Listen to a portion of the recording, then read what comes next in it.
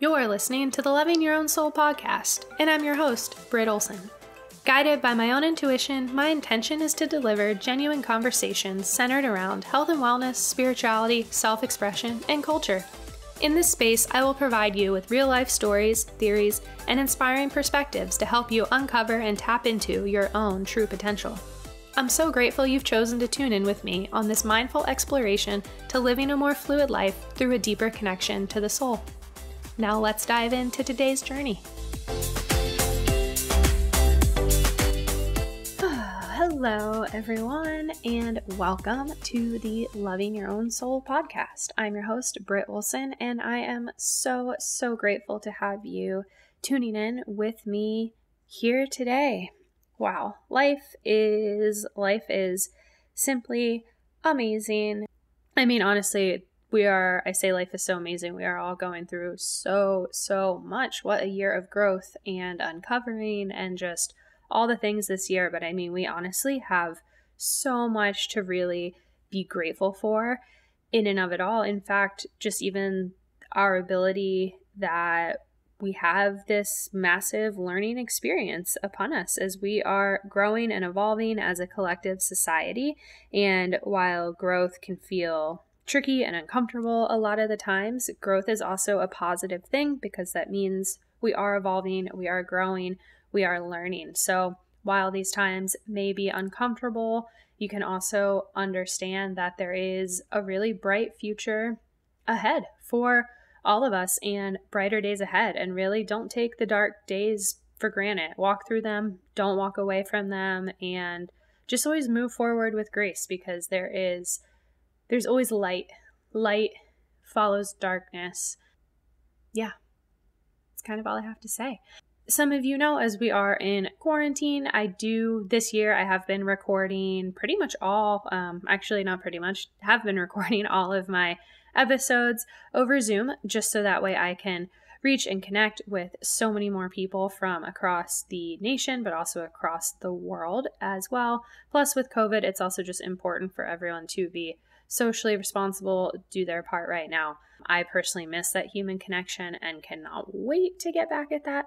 But because of what we are going through, I do record virtually, which has actually been a kind of a little bit of a blessing with all the different people I've gotten to connect with, which has been really fun. But as we do record virtually over Zoom, we deal with the internet and some different sound and sometimes quality issues, little blips and things that can come in there. So the sound isn't perfect on this interview. You'll hear a couple things in the background on my end and whatnot that I didn't realize while we were recording, which isn't a big deal. I was enthralled in the content and just the energy of my guests, so I hope that you will be as well. It's also a symbol of life.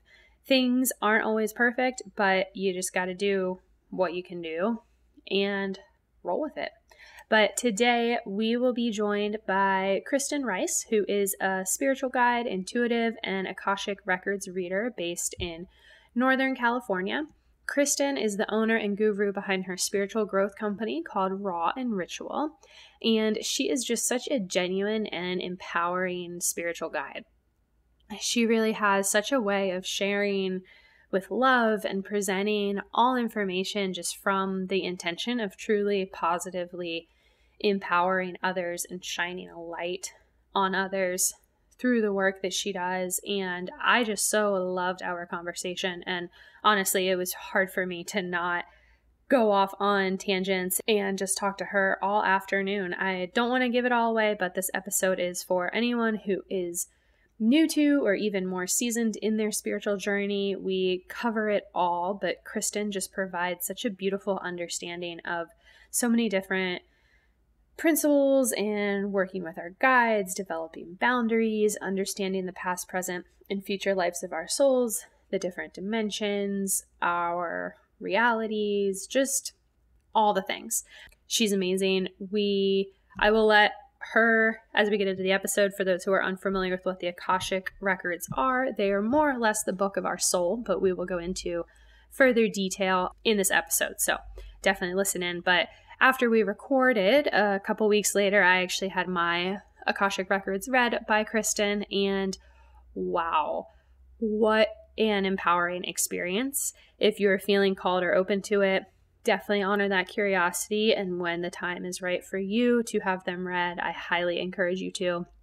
I've had various readings with different mediums and spiritual teachers and have explored messages and healings and all kinds of things over the last few years. For those of you who know me know I'm really not scared to try any of this work, and oftentimes try it as a guinea pig to then be able to help others in the interim as well. But also I'm just continuing to uncover and peel back the layers of my soul in this beautiful lifetime. So yeah, all I'm trying to say is I love my record session. If you feel called to it, I highly recommend it.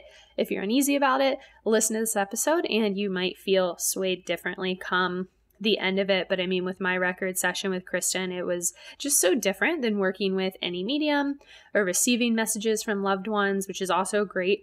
And I'm so appreciative of those who wish to communicate to me and assist me with my different paths and points through life. However, my records just really dove into the depths of my soul, where we've been, who we are no matter what, and just so many confirmations as to why I'm sitting exactly where I am, where I'm moving. It was really just such a beautiful clearing of some various feelings I carry with me now that I can now let go of because they're not relevant or anything to worry about in this lifetime, which was very freeing and enlightening. Got some perspective as to kind of what one road versus the other may look like in a heavy situation that's been weighing on me.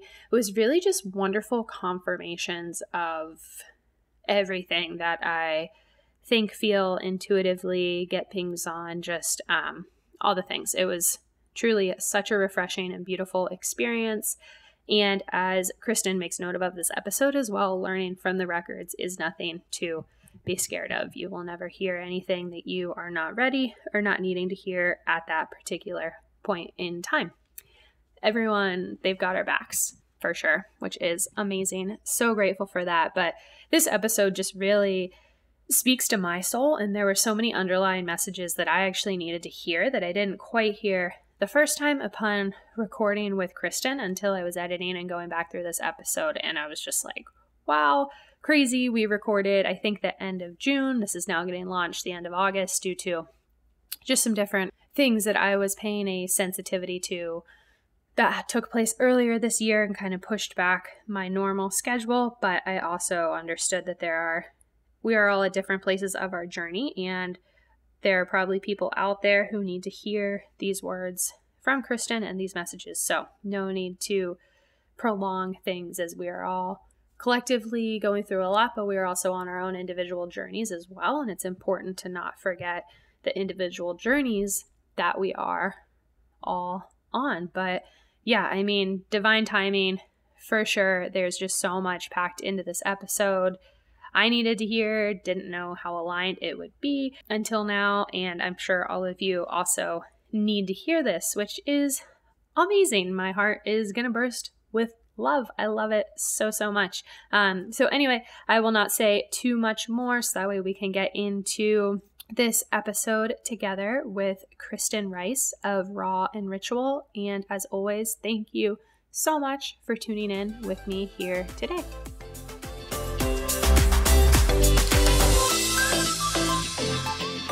Kristen, thank you so much for jumping on this podcast with me here today. I'm so excited to chat with you, understand a little bit more of your journey, and I just love the timing of how we kind of became connected together. I myself have worked with a lot of healers in my lifetime and just find them to be so, so impactful, as well as sharing our own personal stories, because I feel like listeners and just us as individuals, we connect to little pieces of different people's stories and our own energies and experiences that we've been through to really help people. So thank you for taking the time to join us here. Thanks for having me. I love podcasts so much. They're so fun. I think I told you when we were chatting back and forth that I'm a Gemini like 5 ways. I don't know what they call that in astrology. It's something, it's something. That's your dominant trait. But yeah, I have it like 5 times in my chart. So talking is kind of my thing. I love it. Yeah. Before we kind of jump in here, do you want to give the listeners just a quick little background as to who you are and kind of where you currently sit in your space today? Sure. So my name is Kristen Rice, and I have a spiritual growth company called Raw and Ritual, which is where I do healing work for people. And really, I enable them to do healing work for themselves. So for me, it's really important to teach people how they can really tend to themselves and look after themselves and heal themselves, and give them the tools, the awarenesses, the deep connection to themselves, so that they can then go off and do it in the world without me. So there's a lot of spiritual codependency, and I really believe in empowering people. So people come to work with me to learn how to access their intuition more deeply, to learn how to work with their spirit guides, to reclaim their personal power. And I'm also an Akashic record reader. So I do a lot of Akashic record readings, which is where I channel a really beautiful infinite spiritual resource that has all the history of our soul's lifetimes, including past, present, and all of our future possibilities. So it can give us so much insight into our own very human journeys. I also do some human design readings for my people. So when people come into a program with me, we do an Akashic record reading, a human design reading, get a full picture of like what people are going through in their lives and what spirit says is important, what their human design says is important, what they say is important, and I create customized programs for their spiritual growth. I'm also a clairvoyant, which is one of the reasons why I teach people how to access these different things, because it's so natural to me, and it's part of what I use to help people see things that they can't necessarily see in their own life. That's so cool. Is there a linkage between the Akashic records and human design, or is it just something that you personally do to kind of get a full understanding of the person? Yeah, so everything can be interlinked. So if you think about your human design reading, and for people who don't know, human design is a methodology that combines Kabbalah, the gene keys, the tree of life, and astrology, and creates this full blueprint of who you are meant to be in this world. There are two sides. One is the unconscious side, which really shows who you've been in your past lives. It shows what you've inherited genetically from your ancestry line. And it's really like what you're bringing into this lifetime from before, and who you are beyond the costume that you're wearing in this life. Then there's the personality side, which really shows you who you've been designed to be in this life from a conscious awareness standpoint. It's kind of like your personality overall. So we have these two sides. We have the unconscious and we have the conscious. The unconscious a lot of times can reflect a lot of the information we can get in the Akashic records. So if you see certain patterns there, maybe there's a pattern of, caution, or a lot of it's coming out of the spleen and the unconscious side. And there's a lot really tied into survival and instinct. We can ask the Akashic records, what are the things that happened in past lives that have contributed to that patterning, and what are the things in your current life patterns that we really need to be looking at or working on. So we can always ask the Akashic records for more information and deeper details. Generally, what I find though with people when they come for an Akashic record reading, it's almost like they've got a spiritual voicemail waiting for them. Like there's always a message waiting. And generally they're led by people's questions. I let people just ask questions and I channel the answers from the records.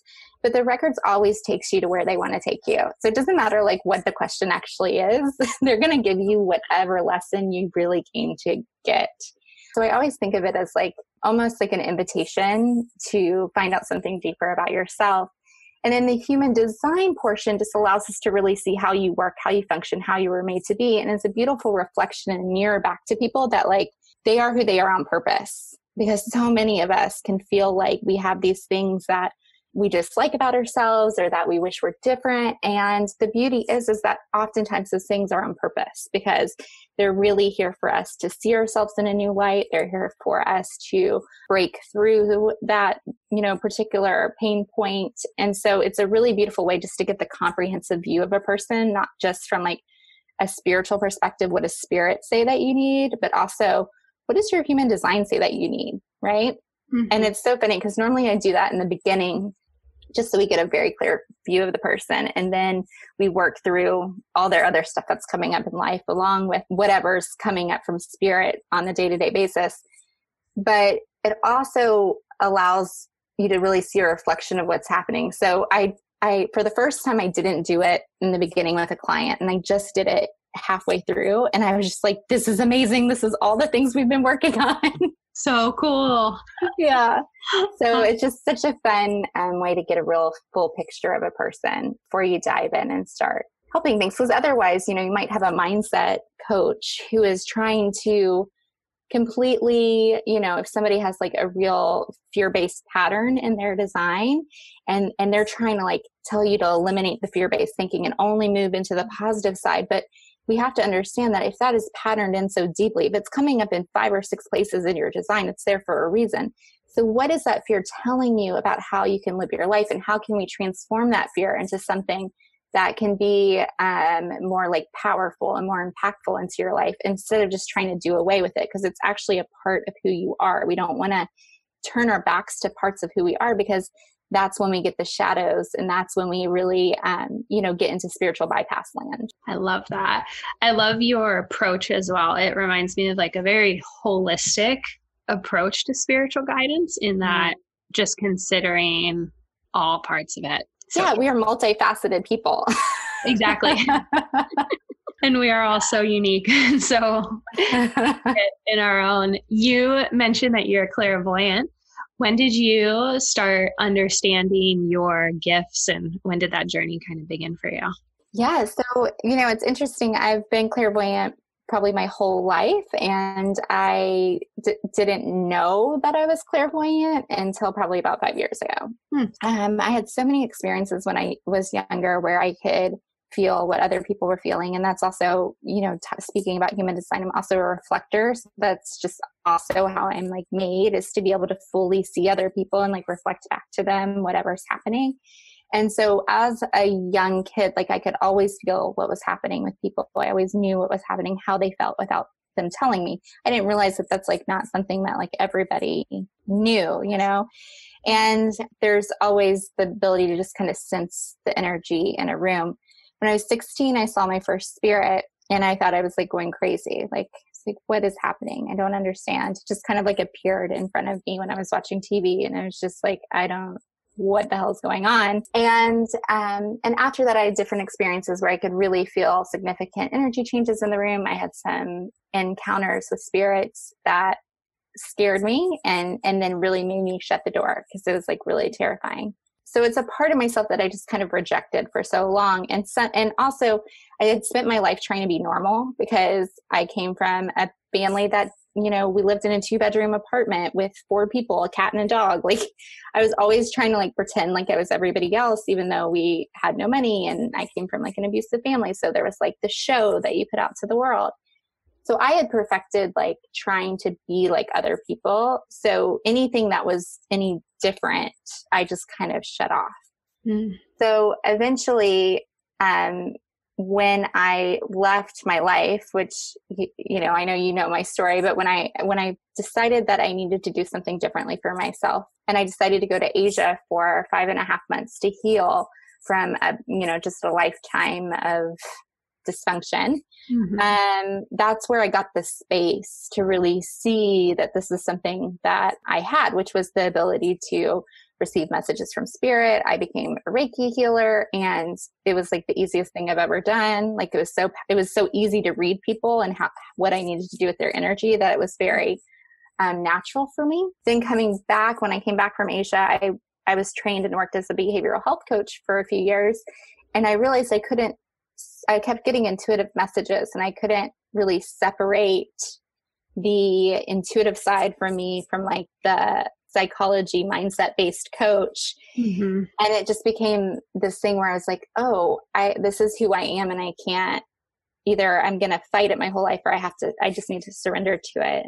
And of course I was doing my own spiritual growth practice. And through that, I was just kept unlocking more and more gifts, because it's just, everything is a muscle. And this is what I tell my clients when it comes to intuition. We all have that intuitive ability to connect with spirit. It's just whether you are consciously using it, whether you're consciously accessing it, whether you're building a relationship with spirit, whether you're creating a relationship with your guides, how you pay attention so that you can hear things more clearly.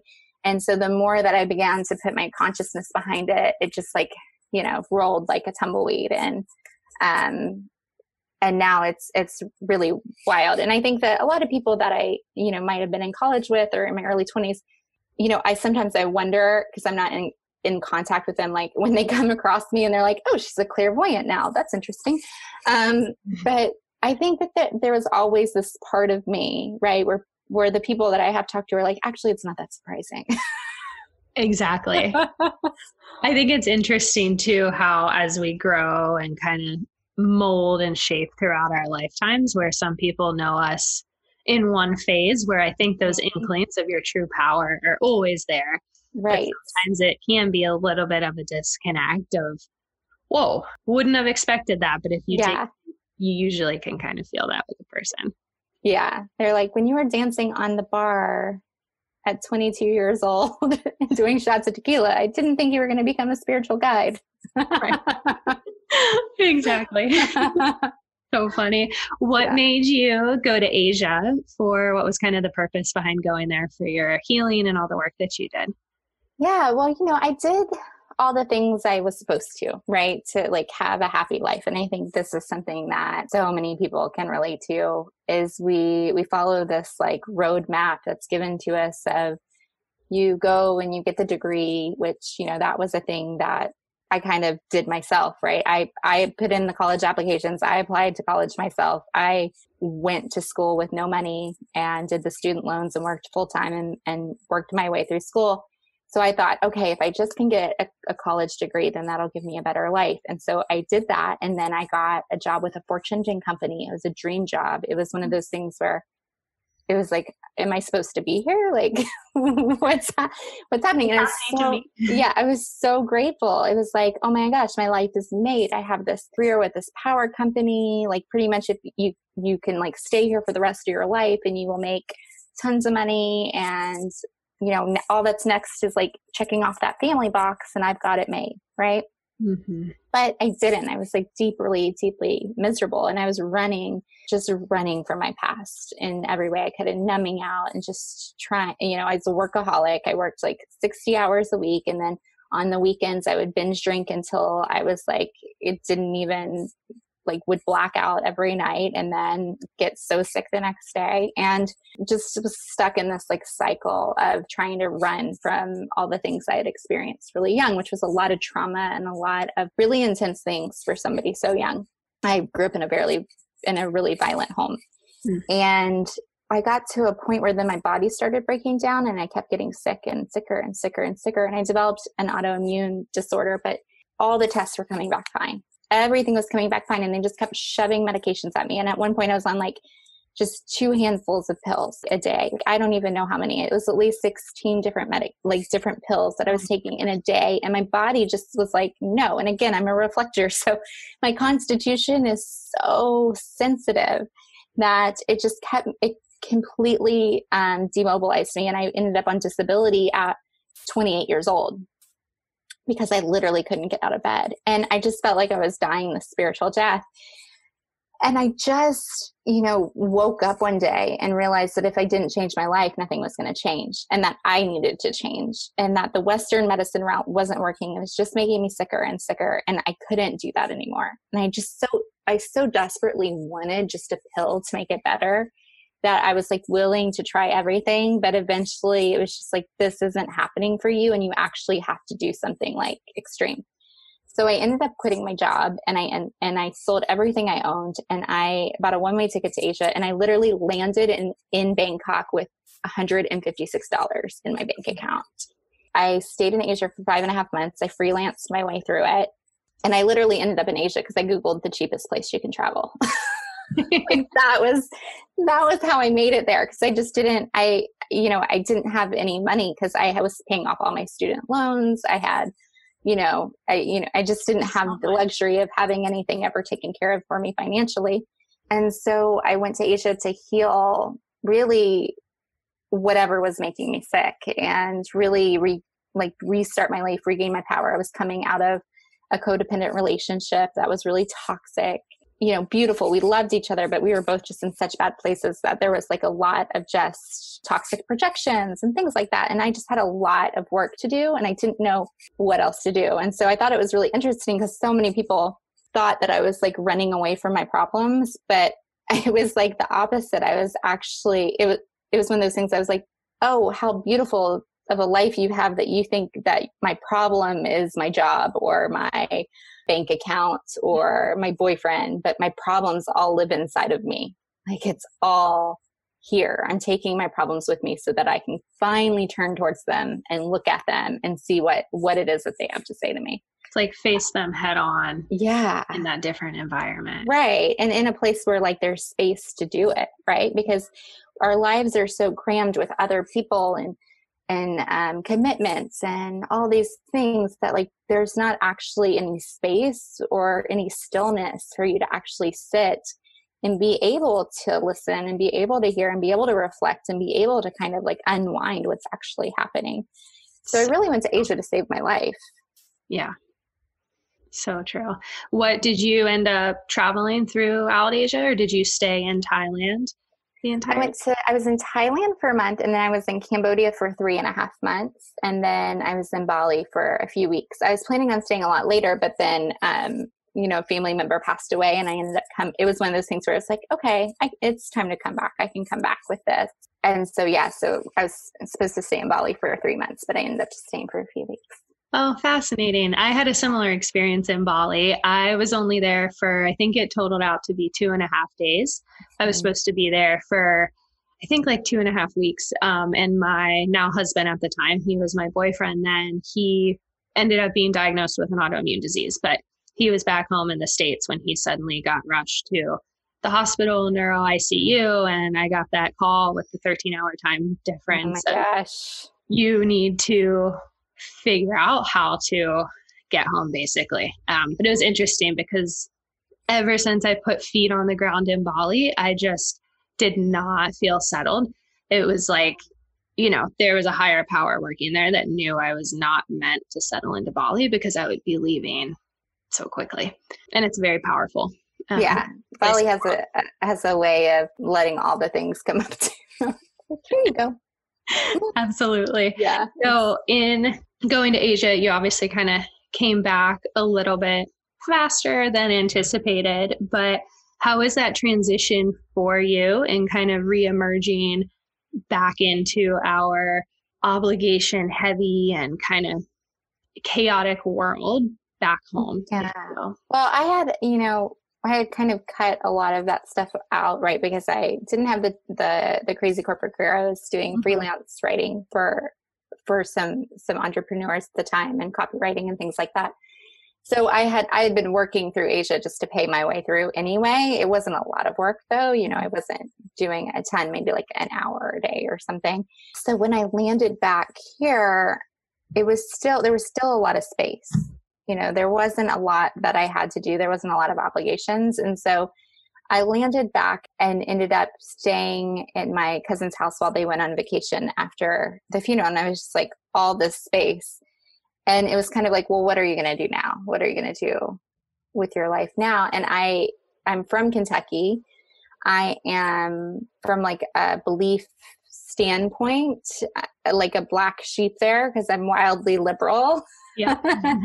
And it's deeply conservative and it's deeply based in what some people would call tradition. Mm-hmm. And it just wasn't really in alignment with who I was. And I had felt, my whole life, like I had to hide who I was. So when like politics would come up, it was like, just bite your tongue because if you say anything, you're going to be just attacked. That's the culture there.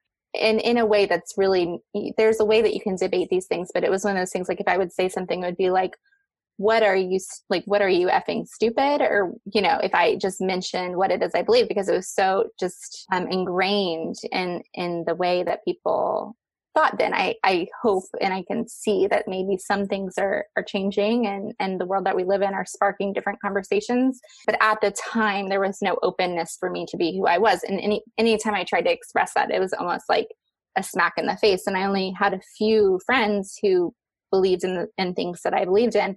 I didn't even tell my boyfriend at the time, I voted for Obama because I was terrified that he would break up with me. So Isn't that crazy? I know, it's just insane. But it's And the reality of these different pockets. right. And it's just, different places have a different culture. Mm-hmm. It just didn't feel true to me. And I love Kentucky. I love where I'm from. It's beautiful. There's so many things I love about it. And I just didn't feel like I could be my full self there. I didn't feel free to be my full self there in a way that I was reclaiming my power and reclaiming my voice and reclaiming what I believed in. And so I really looked to see like where in the world believes what I believe, where would I want to live, where has good weather, because in Kentucky it's so extreme. It's either like freezing cold or smoldering hot. And so I moved to the Bay Area of California and just restarted my life here. And again, it was like I ruthlessly curated my life. I was in this path. I was working for a psychologist at the time. And so I was like learning all of her methodologies, and this is who I started coaching for. And so that like helped me frame my life so that I knew what I needed around me to really be my best, and like created all this space and created the life of my dreams and just set that up in California, which was really, really beautiful. What I came to learn though is that if your life is great because you are controlling every single thing around you, when that control leaves, then you still have more work to do. Because once I got pregnant and got married and all of a sudden was in a house full of 3 other people that I couldn't curate perfectly, and that I couldn't control my environment, and I couldn't control what other people were doing, all of a sudden it was like, oh shit, like I have more work to do here, Yeah. Because it's very interesting. I think so often in the spiritual community, so many people like learn the law of attraction first, and that's like a guiding principle, and it's like beautiful because it can get us out of where we're really struggling. And so then people hold on to that because it's like, oh, but I feel better and I want to stay here. But the problem is that's just like the very first layer. And if you don't go beyond that, then you're not actually healing. You're just eliminating anything that triggers you and staying in this place of almost like a little bit of like denial about the other things that are happening in the world.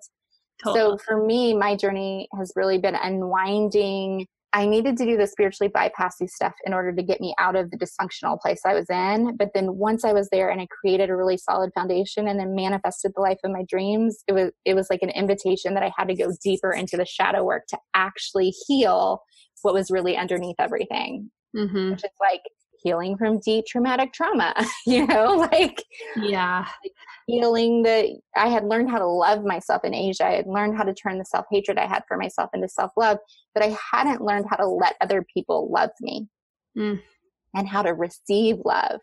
Right.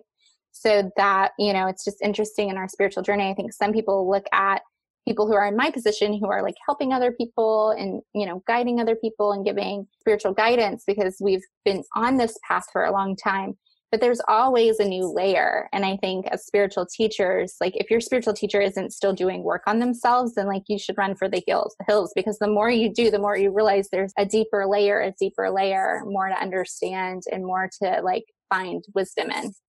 And I feel like being open as well and sharing and accepting that, I think in our kind of, Instagram heavy visual society, it's so typical to be susceptible to thinking, well, if you're a spiritual teacher, you must have everything figured out. You must, be perfect, where really everyone is just continuing to chip away and chip away. And if you were perfect, you would be at such a high and heightened level. You wouldn't even really be here physically. So perfect isn't real. Yeah. Because we are human and life continues to happen. So, things will continue to happen that like ruffle you, and it's all here for us, right? It's all here for our growth. It's all here to teach us something, to show us something, to provide us more wisdom.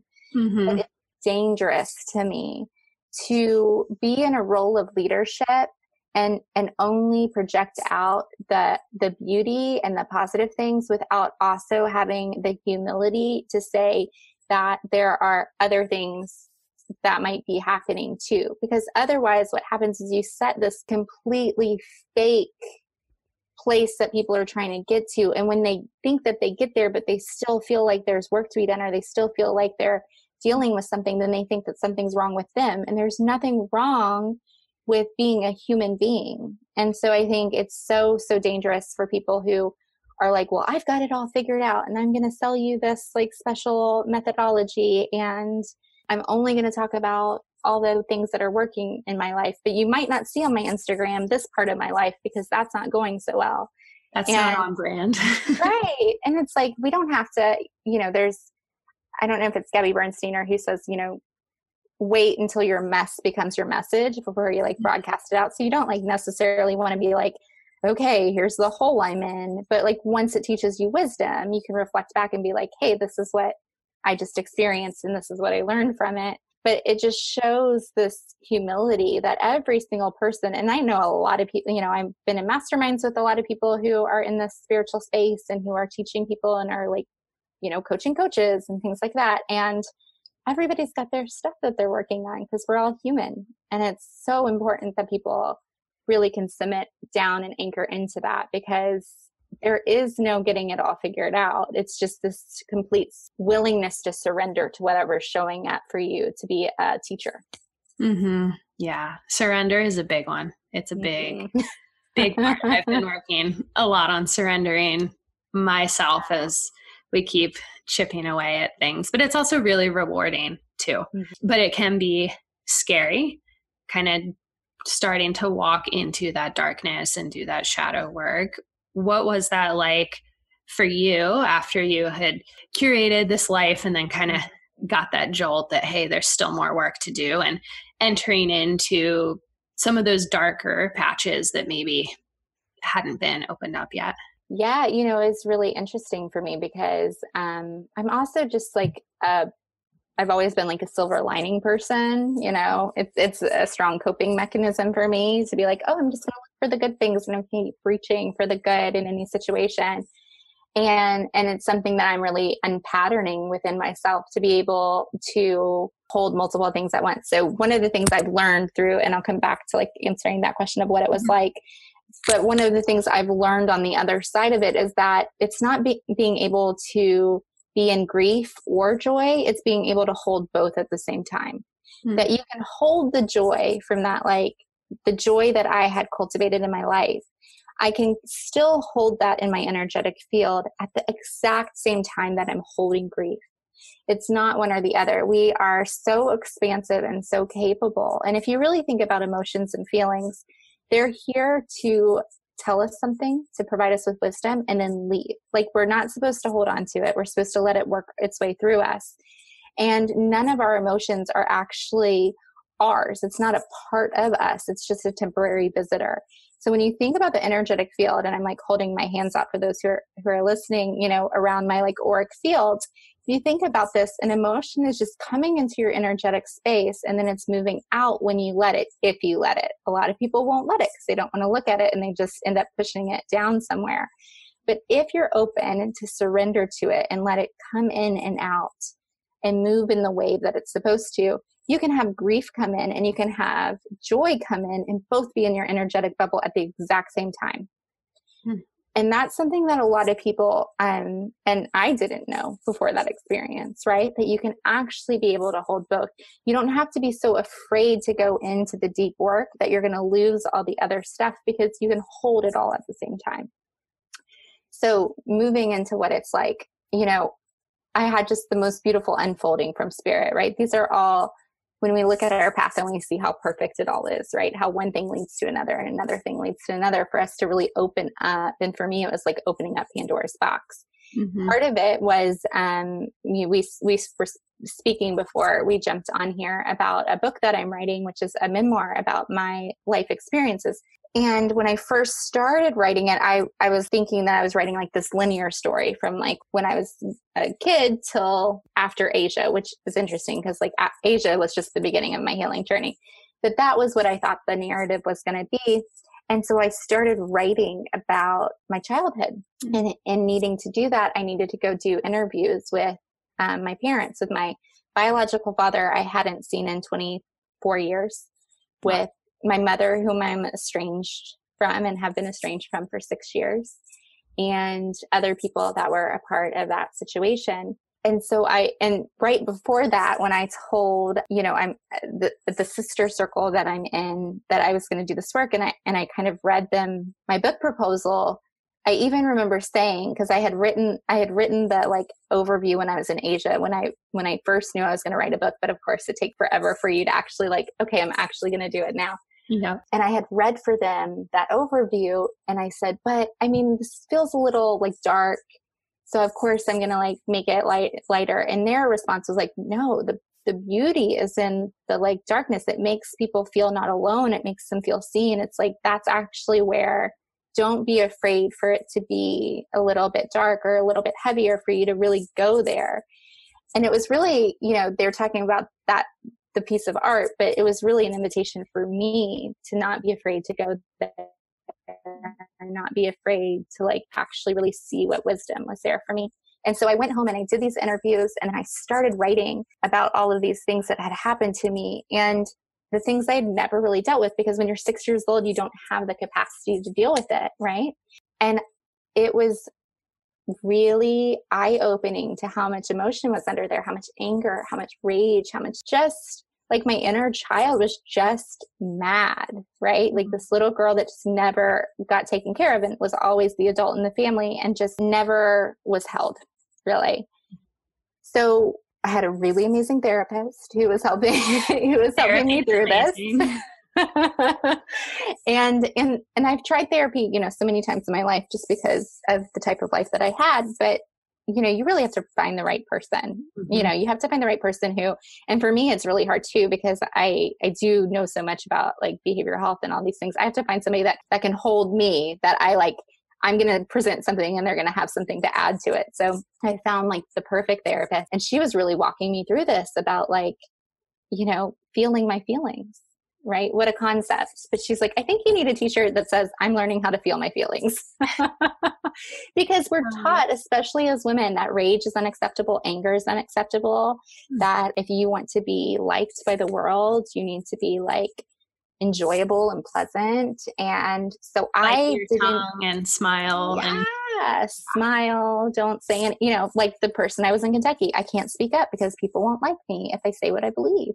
Mm-hmm. And part of that also just comes with like owning who you are and all of that. But I realized I had never really let myself feel any of that rage or any of the anger, and I didn't even know how to do that. So it's interesting, because when you start doing it at first, you're like, how do I even do this? Like, this is weird. And it was just this really interesting self-discovery process of like, how do I feel these uncomfortable things that I've never felt before? And it was just a beautiful invitation. But the beautiful thing is, once you move through that, now I can write about the things and the anger is not there anymore, because I've already experienced it and I've let it come through me, and I've let it teach me what it needed to teach me.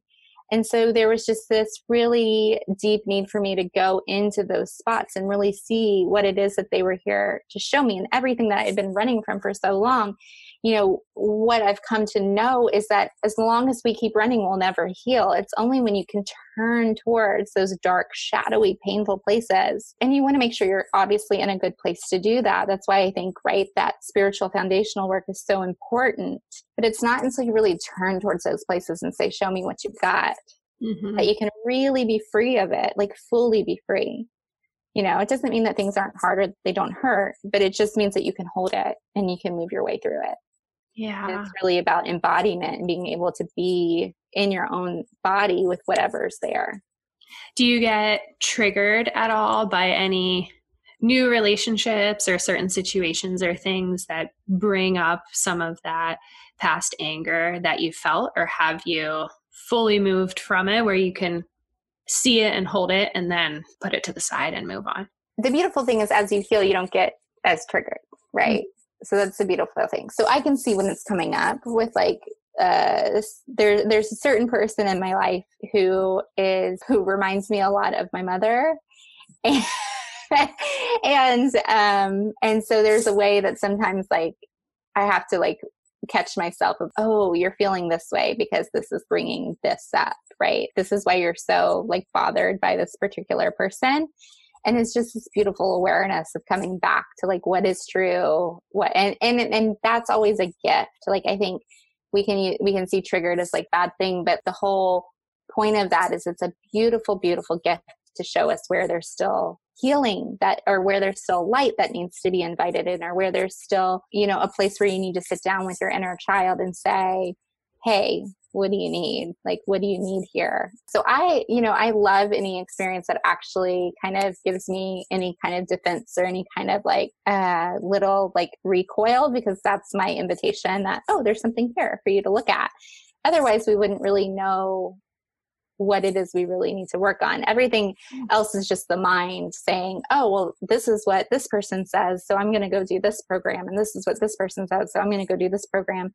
But when we're actually just being in the moment of our lives, like it'll teach us everything we need to know and everything we need to work on. So true.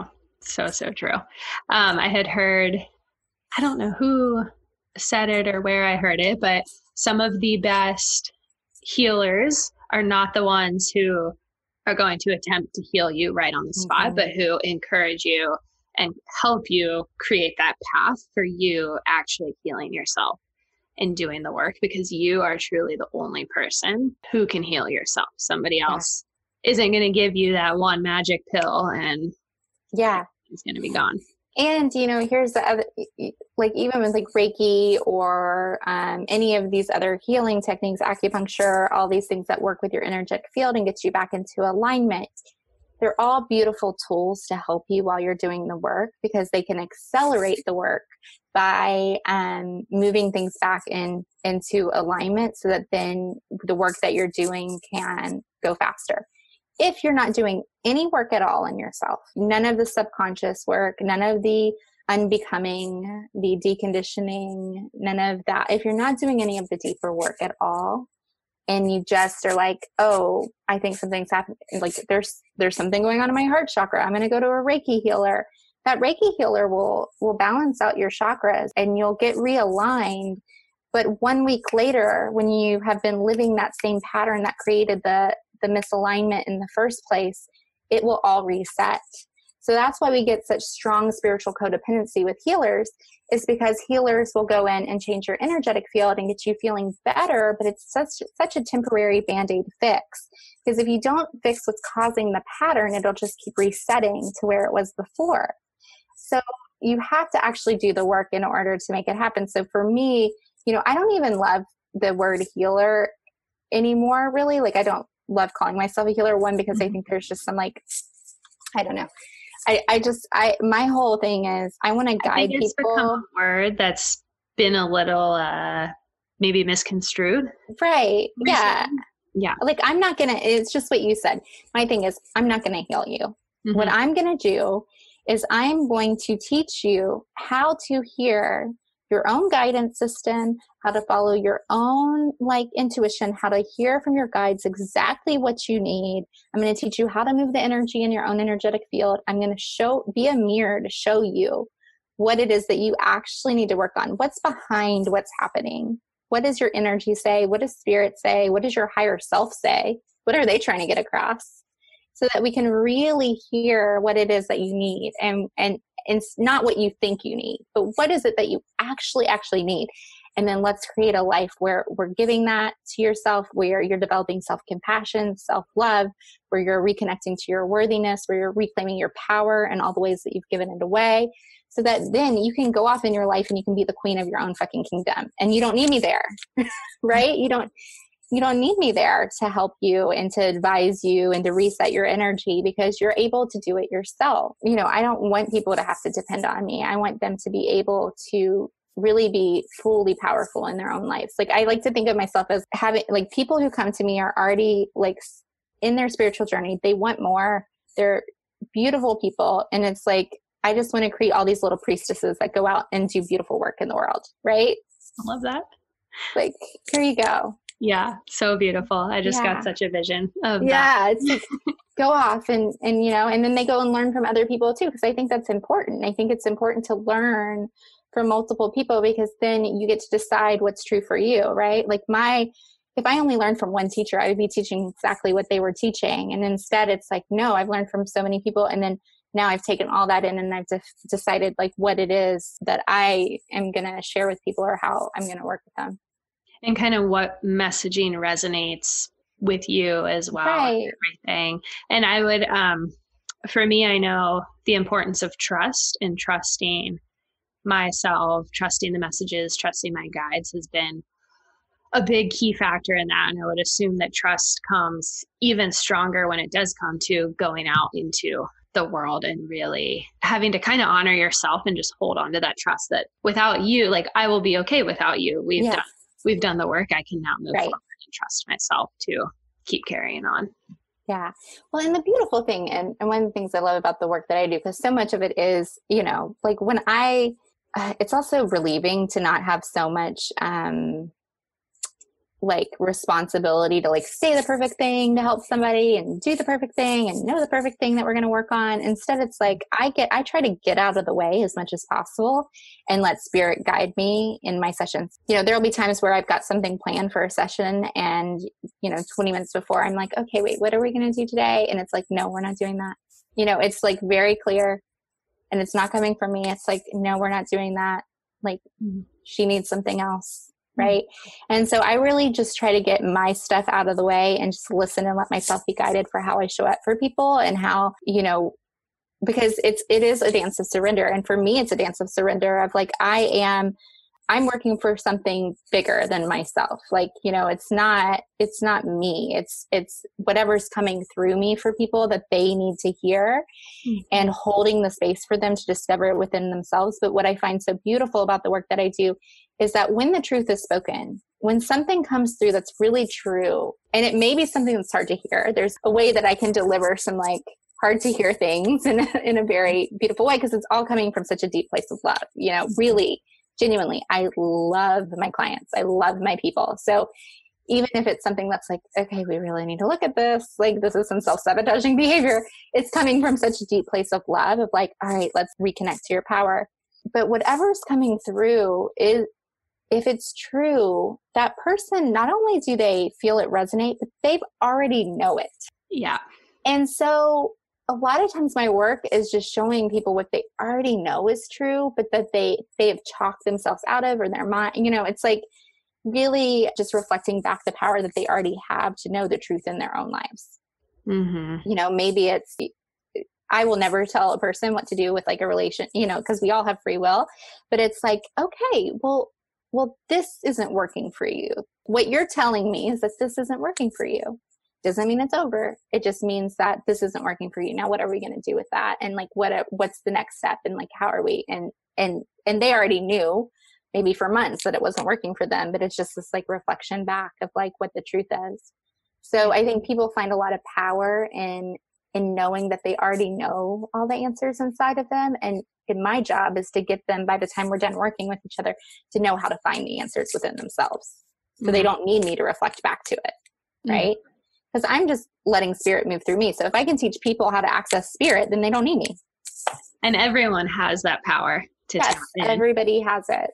Just have to connect. For anyone who might be feeling confused, who's listening right now, I do just want to clarify, because the work you do is very different than being a said medium or somebody going and getting psychic readings or anything like that. Do you want to maybe just explain a little bit of the difference there?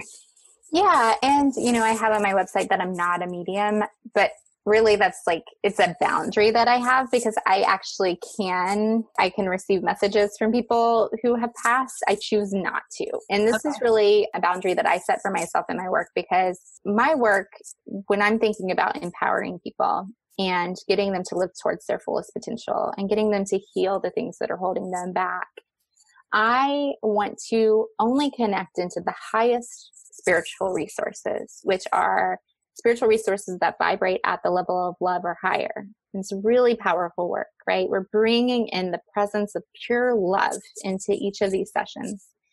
And so I'm working with spirit guides who are of a very high level, because we can have different levels of spirit guides too. Spirit guides that are of a very high level. I'm working with the Ascended Masters. I'm working with angels, and I'm working with the Akashic Records, which the Akashic Records is a spiritual resource. Like we said, holds this like huge history of things. And so I'm channeling information from these super high level places, and I'm completely willing to be completely open and channel information through me if they're coming from these high resources.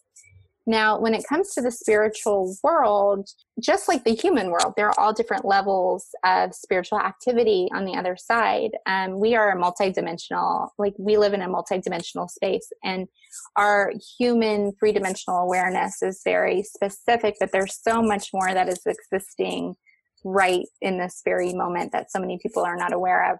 And I choose to not be open to anybody and anything, right? I don't know what, if somebody wants to talk to their uncle, I don't know their uncle. Like, I don't know their uncle, he might be a very lovely, high vibrational being, or he might be a tortured soul. I'm not sure. And I don't necessarily want to invite that into my particular energy field because I am so sensitive. And because my constitution is very sensitive. And so I'm just very protective over my energy and the work I do, because when I look at how I help people, mediums, I feel like have such a beautiful place in the world because they help people with their grief, and they help people connect to the fact that our loved ones are never really gone. And, like I have a dear friend who I checked in on. He was Mother's Day because she lost her father this year. And I said, how are you doing? And she said, I'm great, but I wish Dad could see the new house. And I'm like, oh, honey, he's seen it. Like, he's seen it. He's with you so much. He's seen it. But so they really help people to open up, to really get the messages, to know, oh, that actually is, my dad is here, and that's how he would talk to me. And it's really powerful in that way. It's really powerful healing work. It's just not what I choose to do. I choose to work in a different way with people so that we can reconnect them to their power, reconnect them to their own way of healing themselves. And that's just it's just a different type of work, just like a business coach is different from a spiritual coach. And so it's just a choice I make. Sometimes people will come through. I had a session last week where, at the end of an Akashic Records session, sometimes people's loved ones sit in on the Akashic Records session if they're of a high vibrational level. And she said, is there any other messages coming through? And I was like, well, I'm not sure if this is from a guide or a loved one, because it feels very like personable, but because I can't remember it now. I don't commit a lot of the Akashic Record sessions to memory. Yeah. Because it's just coming through me. But it was something that was like deeply personal. It's like something like, the person said something like, oh, baby girl, like da da da da da da. So you could tell that it was personal. And, so if something like that happens, of course, I let it come through me.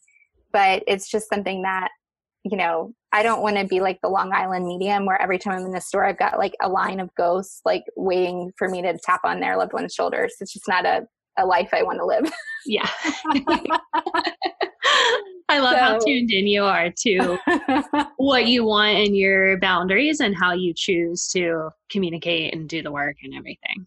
Yeah, I think it's just, everything needs to be intentional, including like what we give our energy to, what we open ourselves up to, what we access. Boundaries are like my love language. They weren't for a long time. I was super codependent, but now that's really important for me, just because if I want to do the work I want to do in the world, if I want to be the mother I want to be in the world, then I need to really be mindful of my own energy and my own space. I don't want anything like wonky weighing me down.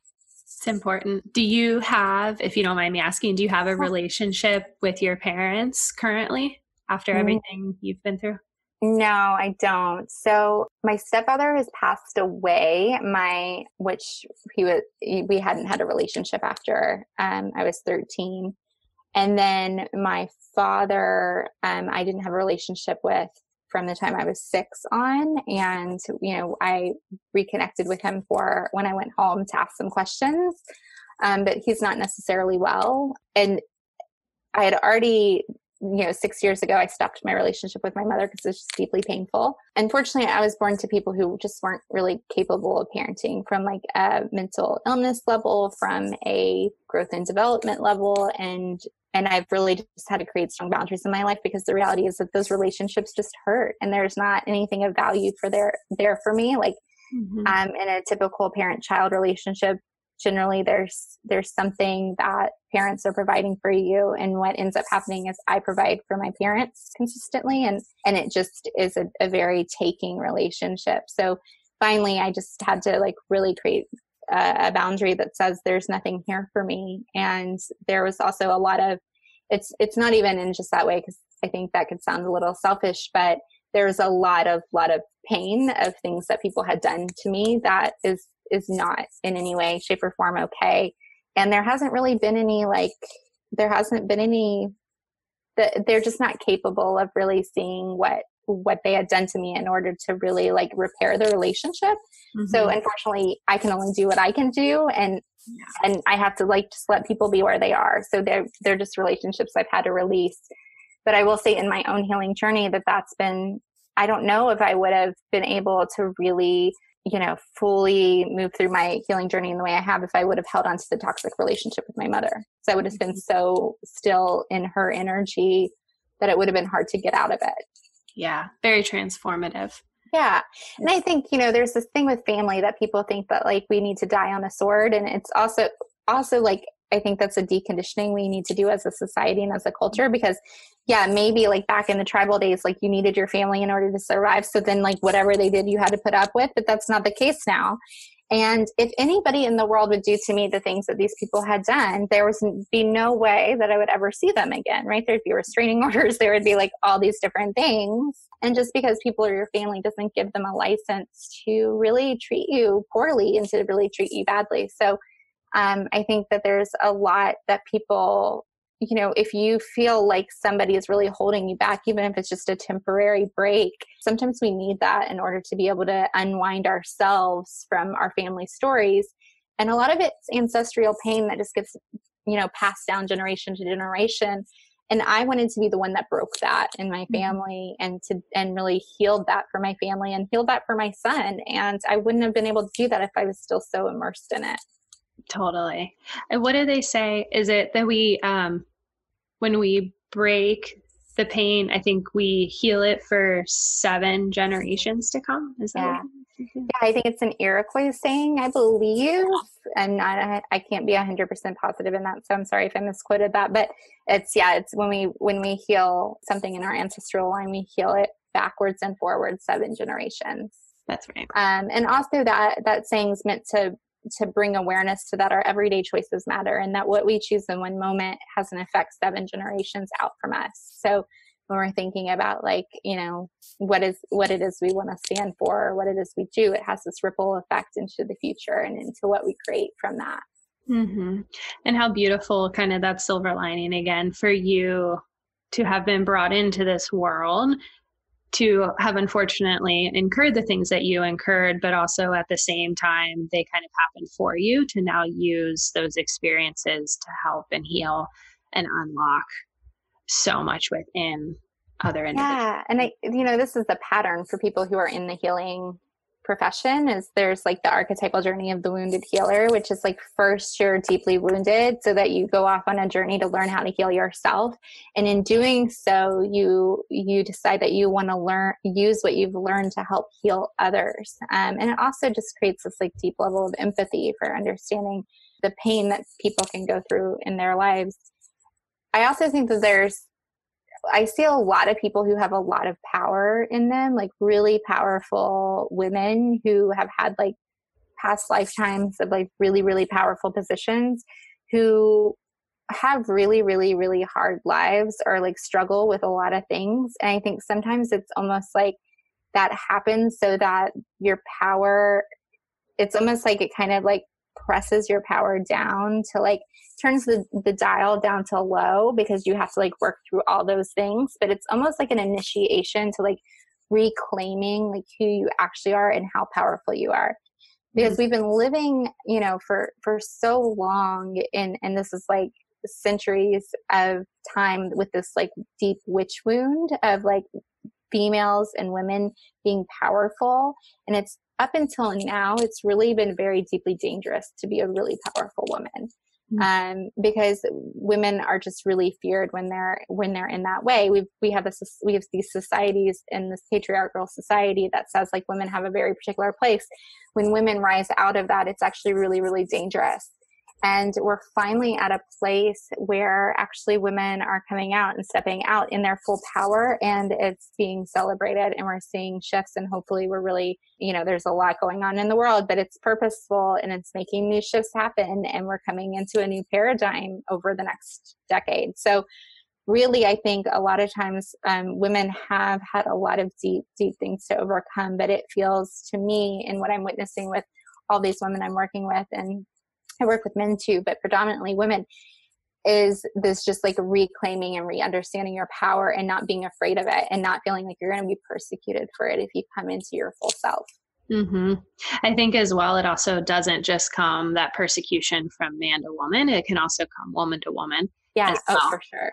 And that we've been conditioned to not understand one's power. And when we see that, it's that conditioned instinct to try to kind of like bring her down and pull her back down from that. Yeah, I think Glennon Doyle wrote about it in her book Untamed, about like the way that women, it's like, yes, whenever a woman's fully owning her power and was like super confident, we're like, what the, like, I don't know why. I mean, I just don't know why, but I just don't like her for some reason. And it's like, you know, the same thing I think happened with like people like Hillary Clinton. It's like, or Elizabeth Warren. It's like these, you know, if they were a man, it would be a completely different response to that, just because from a woman's perspective, some people will be like, oh, well, women really want to see a woman leader. But then there are also other women that are really triggered by women being in their full power because it reminds them that they're not in their full power. Mm-hmm. And so there's like this way that we've been deeply conditioned that like powerful, you know, just we like feel like it's a threat to ourselves when we see somebody that's really powerful. So it's just you know, it's a beautiful collective wound we get to all heal. Absolutely. And I've seen that even in myself, where I used to have more of a brighter spark and light, and at one time really owned my power, and then through different situations watched it not be accepted, and then really tried to hide that. And I'm now just starting to really work through uncovering that and let it bloom, and just reconnecting and tapping deeper into who I am outside of situations that have kind of tamed me, for lack of a better word. So when women step into their full power, I mean, this world will just transform. Yeah, it'll be beautiful. Yeah. With that though, let's chat Akashic Records, because I definitely want to kind of open up that conversation, expand it a little bit deeper. But when did you kind of first start tapping into the records? And then for those who maybe need a little bit more clarification, just kind of understanding the true power behind that in learning our soul's journey past and presently. Yeah. So the Akashic Records, I learned about them. So in about a year and maybe 8 months ago is when I had kind of put this declaration out to the universe. It's like, I'm ready to know more. I'm ready to learn more. I'm ready to see more. I'm ready for the next level. I'd been doing a lot of my deep clairvoyant training, and just to like really learn how to use my gifts. And I was like, okay, I'm ready for the next thing. And because I used to be able to see things more clearly when I was younger, before I shut it off. Like I could see more spirits. I could see energy in a particular way that I don't see it the same way anymore. Mm-hmm. And so I was like, I'm ready.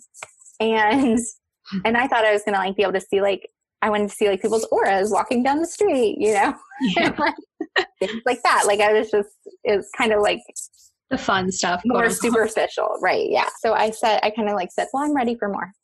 Well, then the next week, the Akashic Records kept like hitting me in the face, right? I had never heard of them. And it was just like Akashic Records here and there and there and there. And I still like wasn't paying attention enough.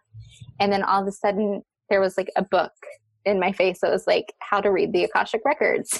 Of course. Like, oh, okay, this is a thing.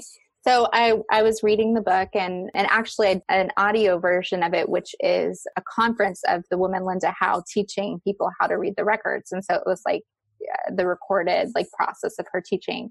And so I was like listening to it while I was cleaning. And then there's of course like different practices where she walked you through. And so then I'd like stop and sit on my bed and do the like meditation. And then I'd like keep cleaning.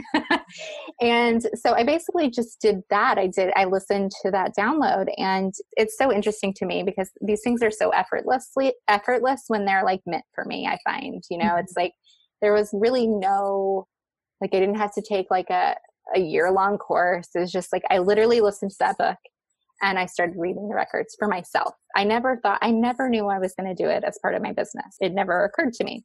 So I started playing in the records and getting information. So the Akashic Records, it is a spiritual resource. It's said to be housed on Orion's belt in the Milky Way galaxy. you know, again, like there's all this stuff about there not being life on other planets and stuff, but that's because we live in the third dimension. If you were to go into the fifth dimension, you'd see all kinds of things.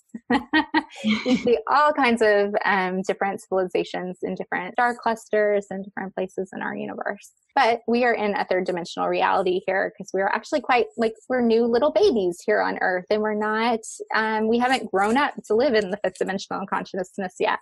So the Akashic Records exist in the fifth dimension, and it's in Orion's belt, and it's this just beautiful place where records are kept on all of your soul's experiences in past life, all of the potential possibilities for this life, all of the co-occurring other lives you might be living in other dimensions, because our soul is so much more expansive than this particular world.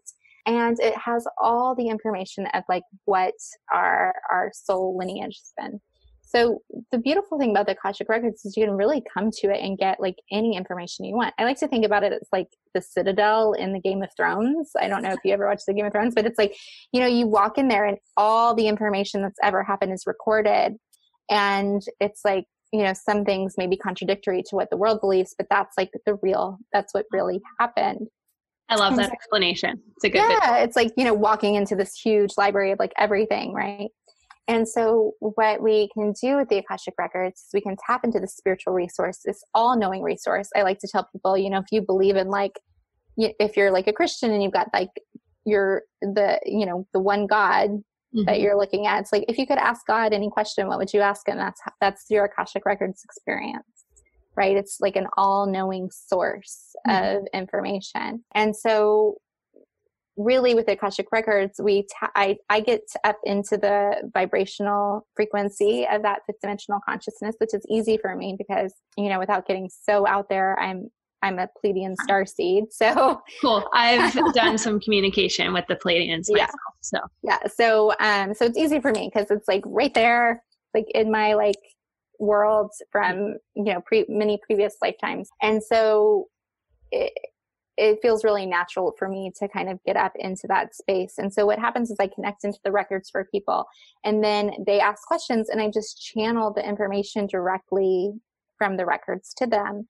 And it allows people to really see, you know, if there's patterns happening in their life, they want to know more information about it. If they want to know about like soul contracts with people, if they want to understand previous lifetimes with people, they want to understand where, you know, their soul lineage, their past lives, if anything in the past is affecting the future. So there's a lot of times people are like, I just don't understand why I'm so scared about losing my children. You know, is there something in the past? Like we can look at that, and sometimes there is, sometimes it's something else, you know, but we get to get the answers. We get to get what's actually happening there. And then we can also see about future possibilities. And so there's no right or wrong in the records, because the whole beautiful thing about this Earth school is that we have free will to make choices, and then each choice will take us down a different path that was expertly designed for us. So there isn't a right or wrong choice in anything, which takes that pressure off. That there's like it's like no matter what, if you choose this, it'll still be for you. If you choose this, it'll still be for you. One might be more comfortable than another one, and that's what we can look at the records. We can say, okay, well, if, you know, so-and-so decides to keep her job here, what does that feel like? What does it look like? What information do you have for us? If they decide to go and move across the country and take this job, what does that look like? What does that feel like? And it can really give people a beautiful vision of different things. And sometimes it's like one is very clear that one would feel better. Sometimes it's like, oh, they're just different, and you get to make a choice, and there's nothing right or wrong. So it can help people who are at like a crossroads to make really good choices. We just have all the information available to us. It also holds the collective consciousness and the history of the collective consciousness, the history of the planet. So a lot of things have been channeled from the records about, you know, things that happened before recorded history. And also, you know, I did right when the pandemic hit, I created just like a free group thing for people to connect, because it was so hard for people to be isolated so quickly. And one of the things that we did was a group Akashic record reading where I read for the collective group. And, you know, one of the things that we were asking was like, well, what should we be doing during this? And it was talking all about like, you know, healing really seeing the different parts of yourself that need to be healed. But one of the things that they brought up was really questioning history and questioning all that we know, and really starting to see what has happened with a different lens, and understanding that the people who write history and the people who we've learned from are all the people who have been in power, and that there are all these other stories that we don't know and all these other things that we don't understand. And now looking back at that message and seeing what has transpired and all the ways that people are being woken up to like really seeing, things how they are, it's like really beautiful to see those messages be like, oh, this makes so much sense. We all should be questioning who our heroes are and what they stood for and all of these things, because so beautiful. I just got like full body chills. Yeah. And so it's so funny because obviously all these things, social things, hadn't unwound at that time, but they were like, hey, this is where we really need to just question everything, and we need to reset it, and we need to create a new way of being and a new narrative. And so we can get really powerful information about like what we should be doing. And I'll take away should, because should is like a word I don't like to use, but what we could be doing in our individual and collective healing. So it can be really powerful. So powerful. I love that. How fun too to do that reading with the group as well. Yeah, it's fun. You just are kind of like, whoever is going to hear this, it's like taking into account the collective energy of that. That's amazing. I love that. We talked a little bit earlier about ancestral lineage and kind of healing that, but actual healing wounds or experiences from past lifetimes with the records, that obviously looks different because that's your soul's past lifetime. Yeah. Do you want to just expand a little bit upon kind of what that looks like in working with the records? Yeah. So when we're looking at working with the records, sometimes, there's like the records are really like this big picture, right? And then we can kind of go to like the guides and stuff are more of like a on the ground kind of, this is what we should be doing. But when we're in the records, they might like say that the wound is because, I don't know, maybe your wound is because like you lost your husband in a past life or whatever. So now you have a really hard time staying deeply in that intimacy now with people because you're so deeply afraid you're going to lose it that you don't allow yourself to go there. So then we would be like, okay, so this wound from a past life, this energy from a past life that hasn't been healed, this grief, this loss that you're carrying over into this lifetime, it needs to be looked at and needs to be healed. How do we do that? And then a lot of times it can be, and for every person it's different, but for that particular person, it's like lean into the relationship you have now. You have to push through the discomfort. You have to get into the more intimacy so that you feel filled up, so that it actually heals the loss from before, right? Mm-hmm. So the healing is still, sometimes it's like behavioral change, but we get to get the information from actually like, what is it that we can heal with our actions that's like deep and rooted in the past. Mm-hmm. Do you find that there's ever a confusion between someone who I have like a relational disconnect, so to say, like I can't find intimacy, like what you just described, which comes from a wound from a past lifetime. However, in this current lifetime, maybe as a young child, I had divorced parents and kind of incurred that, like where I'm pinpointing, oh, this must be because of that, compared to looking deeper and understanding that that wound actually started so many lifetimes before. Yeah. Does that make sense? Yeah. And it can like, again, make people, they'll be like, well, so many people have divorced parents. Why don't they have the same problems that I do? Right. Or, it just allows us to get a little bit more depth to it, or a little bit more understanding to it. I've had people who have been like really persecuted in past lives for different things, and like and that comes out, and they're like terrified of like being persecuted against in this life, and they're like, where is this coming from? Like, why do I feel like everybody's trying? I always feel like so triggered, and like everybody's trying to do this, and it's like, well, let's talk about your soul's history, because you've had some really terrible things happen to you, and it's very natural for you to actually feel this way. And so let's just be able to see that. So now in this lifetime, you can see that that's not what's happening here. That's not what's happening now. And even though your soul remembers and it's carrying it forward with your consciousness, now you can write a new narrative. So sometimes it's just bringing it into awareness that can be like really powerful. And there's like, like a functional medicine doctor who I was doing a reading for. And, you know, one of the past lives that was so clear that spirit wanted to communicate was her being like a healer with like tonics and like creating herbal remedies for people, like in a past life. Like it kept showing like her in like Germany, like with a basket, like picking all these beautiful flowers and then like going home in her little cottage and like stirring it, and like people coming to her for healing tonics and medicines that were very natural. And she was like, oh my gosh, I've been thinking about starting my own like natural remedy business for years. Right. So it's like this part of like, this is who she is. It's like, this is who she's always been. And like this confirmation of like, oh, this is really going to fulfill me if I go through this path. Right. So it's fun. It's fun for me too. Cause it's like, you know, I just describe what I'm seeing. And then when people tell me like the reflections back, it's like, oh, that's amazing. It's so exciting. Yeah. Those connections. And yeah, I love how it is that just confirmation that it just like explodes inside of you. And you're like, yes, of course. No wonder I am wired this way, or no wonder I'm interested in that. Yeah. And there's like the thing with the records too, which I always tell people, because some people can come really nervous, especially if they've never had any type of readings before or whatever, is that they always communicate what it is that's in your highest good to know. They never give you any information you're not ready for that would distract you on your path or be, you know, negatively impact you. It's always like they are an all-knowing source, and they know what you need to hear and what you don't need to hear. And there's sometimes people will ask me a question and they'll be like, nope, you know, close the door. Like, this isn't for you right now. This isn't for you to hear. So it's really powerful, because I find that everybody who comes in for a reading always leaves feeling really empowered and better and all of those things. So it's really powerful. I'm sorry if you can hear my toddler screaming in the background because he's going down for a nap. Totally fine. It happens. We all need to like quarantine podcasting here.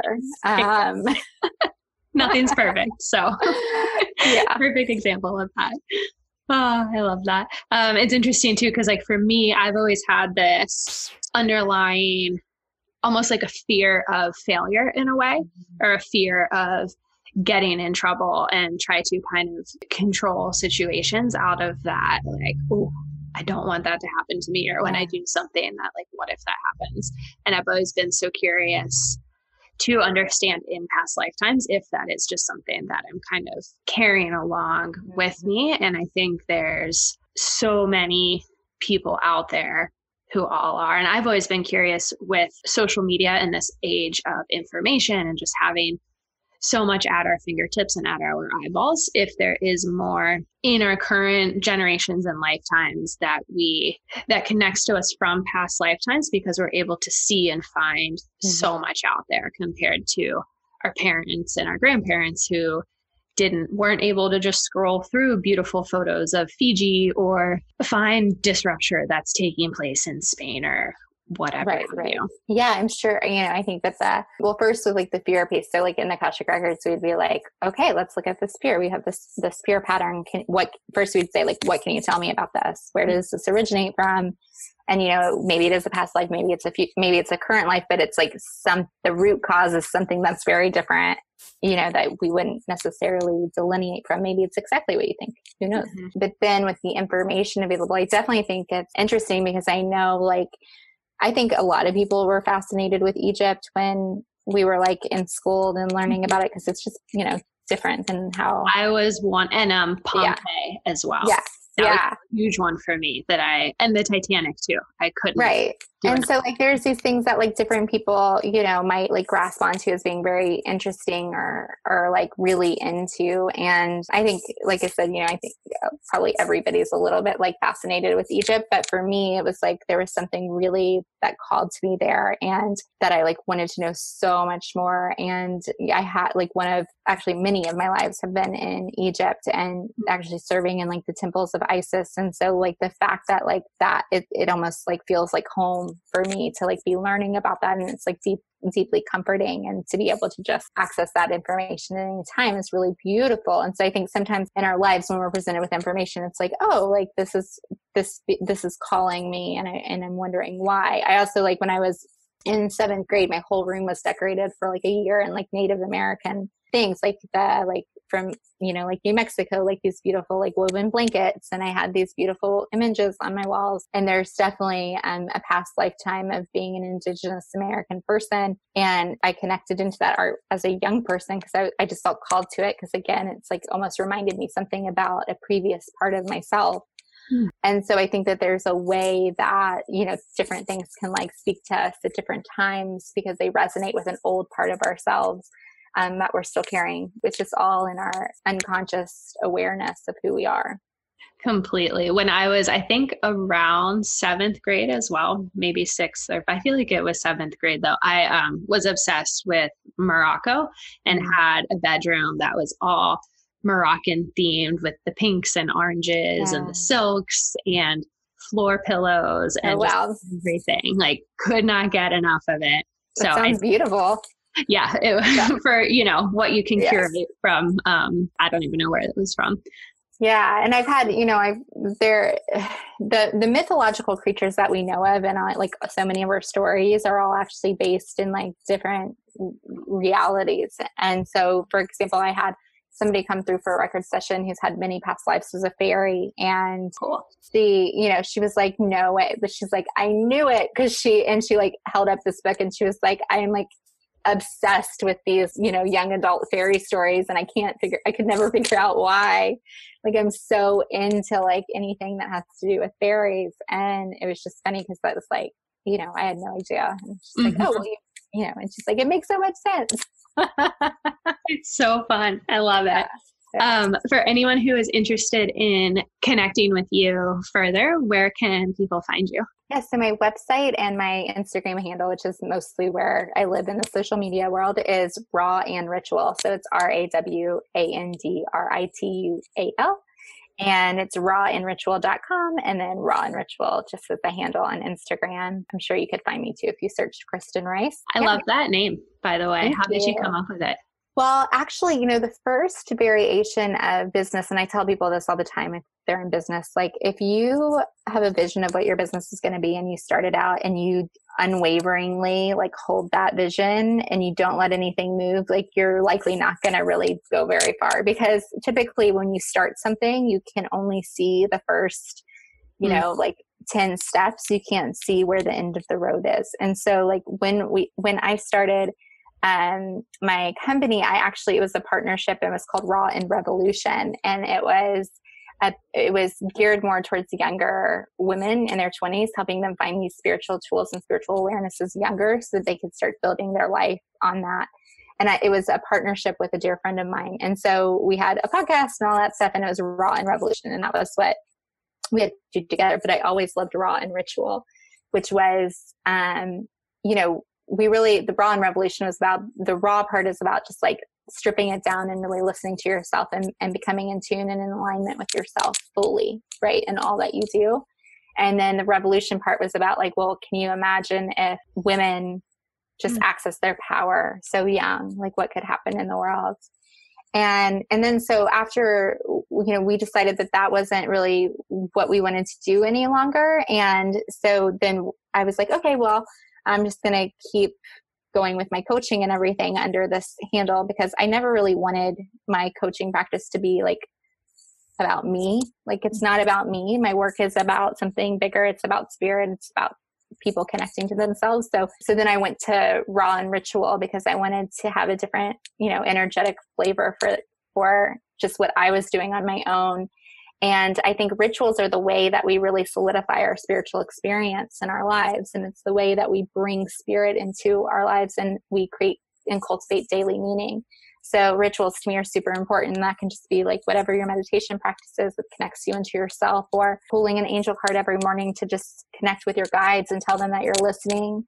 But really those little rituals can create such richness. So Raw and Ritual became kind of the over brand name for my company. And like I said, it's so interesting because with the records, like I never thought I was going to be reading the records, but then I started doing it for myself and was really finding out a lot of really rich insights about myself, and actually recalled like a memory that I had completely erased that I didn't know had happened through the records. Yeah. I was like shown it on basically like a movie screen, of my life unfolding. And then about 6 months after reading the records for myself, I just got the very clear message you need to do this for other people. And I put the offering out to like my people, to my network, and they like, I had like 10 people book the first day, and I was like, oh, yep, this is what you're supposed to be doing for people, right? It's just like this confirmation, this sign. But I think it's interesting because if I would have like held fast to what I thought I was supposed to be doing when I started my business, it looks nothing like it looks today, and it has been completely guided by spirit to end up right here. And so I think it's just, again, that surrender we're talking about. The more you can surrender and follow the path that's being laid out for you versus like being so like, the more you get into control, the more you stand into your own way when it comes to that. So cool. Such an analogy for life in general as well. Right. It really is. Well, before we close out this episode, I do like to end things with some loving your own soul questions, which are just some kind of on the spot fun questions so everyone can get to know you a little bit deeper than they do already. First question though, what is your favorite book you've read in this lifetime, or a book that you're constantly referring back to? So I just read the Book of Longings by Sue Monk Kidd, and it is my all-time favorite book. And I like literally just read it a few months, like right when it came out. It is so deeply wise. It mentions so many powerful women. It, you know, for me too, it talks about the temples of Isis at one point. I grew up in a Christian home. So even though regular religion, like dogmatic religion, doesn't really feel in alignment with me because of what I feel to be true about like who Jesus was and what he stood for. And then some of the beliefs of the church, they are not like, they don't feel aligned to me, but I love Jesus. Like, I think Jesus was like an amazing person, and he is the epitome of what happens when we really connect into that higher source within us and live our life based on loving and passion, and what that really looks like from like a revolutionary standpoint, which is like, you know, really standing up for what you believe. And so I really love the historical figure of Jesus, and this book is about him and the fictional account of his wife, Anna, who is not, a historical person, but she is, the strong woman and the type of woman that I think we all, admire to be, which is somebody who's guided by something much greater than herself. And the partnership is really beautiful. The love in the story is really, really powerful. And the spiritual references are, the research she's done is just absolutely amazing. And it's just a masterpiece. I really loved it. Oh, I love it. I can't wait to read it myself. Definitely put it higher on the list. Yeah. Do you have a favorite animal or a spirit animal? So I have 3 animals I walk with right now. And, when it comes to power animals, oftentimes the animals that show up for us are the ones that we really need to cultivate, either those characteristics within us at a particular time, or that are a reflection of ourselves. And so the snake has been walking with me for the last 3 years. It's like a really giant white snake, which is a really highly spiritual animal. It has to do with Kundalini energy and being grounded yet spiritual and really powerful. And so I've been connected to the snake for a few years. I recently received, not recently, it was about a year ago that the jaguar started walking with me, which is also a beautiful and powerful totem, rich in like shamanic meaning, and also the tiger. So it's really fun because whenever I'm in my meditative state where I'm like going on journeys and I'm in other places, they're always right beside me. And so it's really amazing. I feel like I have like such a fierce protective. I've always got the jaguar on one side and the tiger on the other. And then the snake is always around for the journey. And so they've been beside me in some really amazing experiences. So powerful. Yeah. What a really cool combination. Yeah, they're fun, and it's not what I would have if you had just asked me maybe like 5 years ago, I probably would have said like, oh, well, this is the animal I like. But like, these are the animals that actually like have shown up and been there with me. Yeah, exactly. Yeah. Yeah. Cool. And then I have like on a like physical level of like actually being in life, crows show up for me, or when I'm in the middle of like spiritual transformation. It's almost like They like show up when shit's like getting real. They're like, here we go. Like it's, you know, or like, I think I'm coming to the end of like a healing lesson. And then all of a sudden there'll be like a swarm of them. And I'm like, oh man, it's not over. Oh, So they're really beautiful. You know, I think animals are one of the easiest ways spirit can send us messages because they are in this physical 3-dimensional reality. So really paying attention to what animals are presenting themselves to you because they always have a message. So it's like if you're seeing a hummingbird, it's like maybe you need to be a little lighter, maybe you need to be a little bit more playful, like, you know, and just paying attention to what's around you because I think animals are amazing messengers for us all. amazing. My husband and I had a big just kind of choice that we were working through earlier this year, and we had a bald eagle who was hanging out with us at our house for 4 months and would Beautiful. come down very close to us. And yeah, it was just really, really amazing. Yeah, so fun. Give you all of its medicine. Yes, absolutely. What season do you feel most connected or at peace during? So, you know, it's funny. And when I lived in Kentucky, I really loved fall just because the summer was so hot and fall would be like this beautiful cold break. And it just kind of felt like warm and like at home. But I think from an overall perspective, I really love spring. And I live in a place which basically feels like perpetual spring, and it's like 75 degrees all the time and sunny and beautiful. And I really love spring because it's just this burst of renewal and rebirth and possibility. Mm-hmm. And it's also where we plant our seeds and like really focus on what it is we want to cultivate and create. And I think that there's something really beautiful about kind of the freshness of a new birth and new beginnings. So I think I really resonate with spring because it's kind of like, to me, all the seasons are part of the Divine Mother, but it's really like the most representative of the Divine Mother. Absolutely. Spring has always felt so grounding, yet energetically uplifting. Yeah. At the same time. That's beautiful. Yeah. Final question. When did your exploration to diving deeper into your own soul first begin, and how has it evolved since then? Yeah, I mean, I think it's interesting. So when I was in college, I started asking big questions really early, just because I was like, why has my life been what it has when everybody else seemingly has it so easy, which we all know we all have our own stuff. Right, exactly. We all have our own stuff. Nobody has it easier than anybody else. It just looks different. But for me, it was like, I was really in this, like, why have I had like all these bombs go off in my life? So I started asking questions then, and I did like comparative religion classes, and my degrees in anthropology, cultural anthropology, because I wanted to understand like what drives our belief system from like a cultural perspective. And also like my experiences growing up in church and knowing that there was something greater out there, but like also knowing that I didn't necessarily resonate with the words that were being preached. Mm-hmm. And so feeling that disconnect within myself and really wanting to find a faith that I could really believe in and something I could believe in, something that would like almost hold me through it all. And so I really started like searching for things young. And right after I got out of college in my early 20s, I had read a book by James Van Praagh, which is about, I think it's called Ghost Among Us. And it talks about his life as a medium and different things that he's experienced with the people on the other side. And that book was really interesting just because it opened me up to understand the experiences I had had with the spiritual world were like actually like very tangible and true, and also helped me heal some grief about the loss of my grandmother who helped raise me. So that was kind of like this opening of, okay, well, what do you believe?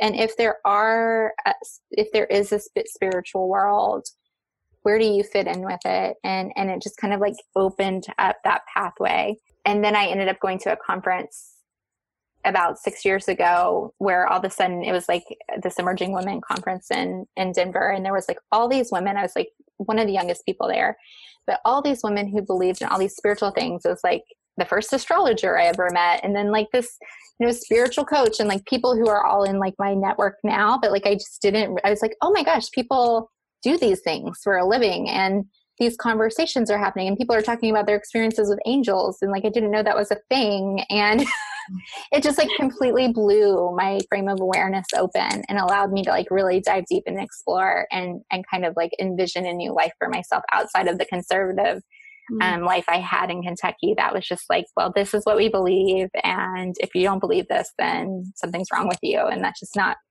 and I always knew that that wasn't true. So it was really just these like experiences that kind of opened up doorways for me that allowed me to dive in head first eventually when I had enough courage. I love that. It's so cool. I definitely resonate with faith and Christianity and kind of the structure of the church. It's always been something that I've never resonated with personally. And I think that it's just beautiful to see more of that shift in the collective start tapping into and just owning more of what resonates with them and not feeling that need to fit into the mold and kind of honoring ourselves.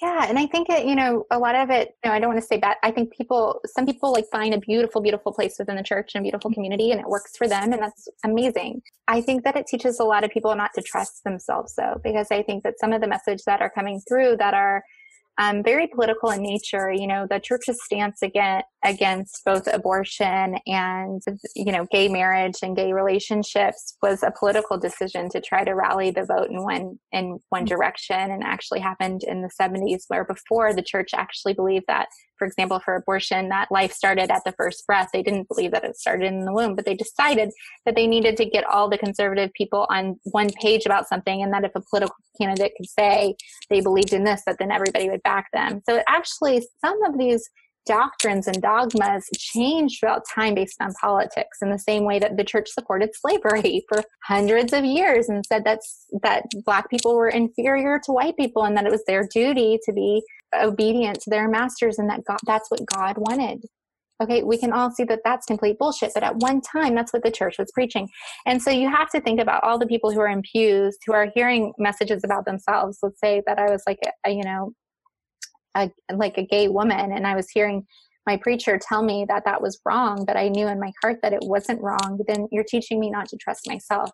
And I start to put my authority in somebody else. And then I create a belief system around myself that isn't true based on what somebody else is saying. And so I think that it can be really dangerous when we give away our power to institutions like that, because with that person that's preaching on the pulpit, just because he's learned more about religious doctrine doesn't mean he has any more God in you than you do in yourself. So you have to listen to that place where God lives in yourself to know what's right. And I think that people are starting to wake up to that and realize that we all have this beautiful divine knowledge inside of us that we can always come home to. I love that. Beautifully said. Well, Kristen, thank you so much for being with us here today. That was such a fun conversation. Absolutely loved it. So thank you for holding the space.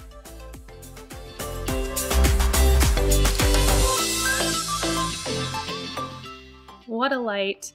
What a breath of just beautiful white light, guidance, angelic, just all the things. Kristen is amazing. I hope you all received the exact messages and understanding that you needed to from Kristen here today. Obviously, she linked, you can find her at Raw and Ritual on Instagram or online, rawandritual.com. If you have more questions or want to book any sessions with her, like I said in the intro, I had Akashic Records session with her. It was truly amazing. And Kristen just is so beautiful and has had such a powerful journey to now be able to share her gifts with the world and help others discover their true power and truths and answers inside of us. It's incredible. Love the work that she does. Love who she is. And this episode alone had such a healing effect on me, come to find out. So I hope that you all walk away with just as much inspiration, and it will always be here for you to refer back to as well. That's one of the most beautiful things of this space, is these episodes are not going anywhere. And it's interesting how sometimes when we come back to certain things, we actually receive different messages that we weren't ready or able to receive at that time previously. So I love you all so much. If you did enjoy today's episode and are enjoying your time on this podcast, please feel free to rate and review if you feel called. If you do leave a rating and review, screenshot it and send me a proof of your rating and review to lovingyourownsoul@gmail.com. And in exchange, I will send you my 25 plant-based recipe ebook, which is filled with so many delicious recipes, making some of our traditional comfort foods a little more healthified and fun. So Definitely rate and review if you feel called. That way as well will only help us continue to spread the messages and inspire everyone to reaching their own true potential in this lifetime. We are all collectively part of the work. We are one. We are moving together. And I thank you so much, as always, for joining me here today.